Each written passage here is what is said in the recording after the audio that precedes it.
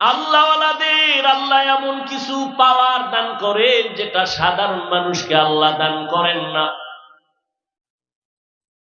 যেমন থানবী রহমাতুল্লাহ আলাইহির ঘটনা দেখেছি। তিনি একদিন সফরে রওনা, দেখে এক গ্রাম এলাকায় মেয়েরা পানি নেয়। একই ঘটনা, ওইটা এটা এক নাম, সেম এই লাইনে পানি নিতেছে মেয়েরা। থানবী এক নজর তাকাইলেন।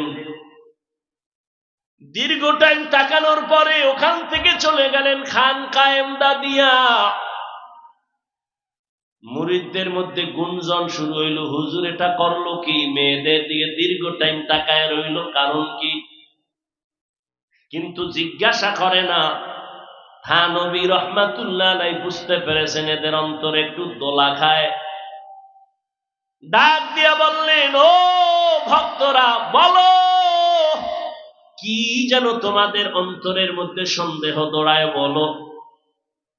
একজন মুরিদ ডাক দিয়া কয়, হযরত, রাস্তায় চলার পথে ওই এলাকার মেয়েদের দিয়ে তাকাইলেন কেন, বুঝলাম না।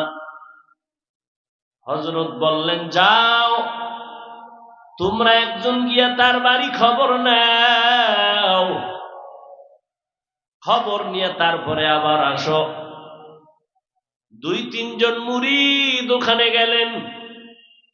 যাইয়া দেখে ওই বাড়ির মধ্যে শুধু কান্নার আওয়াজ। যেই সুন্দরী মেয়েটা পানি নিয়ে বাসায় গেল, সে আর দুনিয়ায় জিন্দা নাই। মুরিদেরা চলে আসছে, হযরত, যেই মেয়ের দিকে তাকাইছিলেন পানি নেওয়ালা, ওই বাড়ি কান্নার আওয়াজ, ওই মেয়ে আর বেঁচে নাই।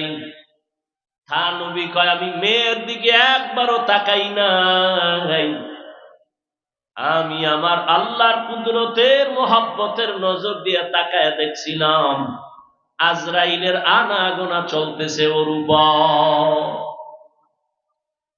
পাওয়ার কে দিছেন? আল্লাহ দেন। কাকে দিবেন? মুত্তাকিন যারা, তাদেরকে। কোন গাঞ্জাখোরের দিবেন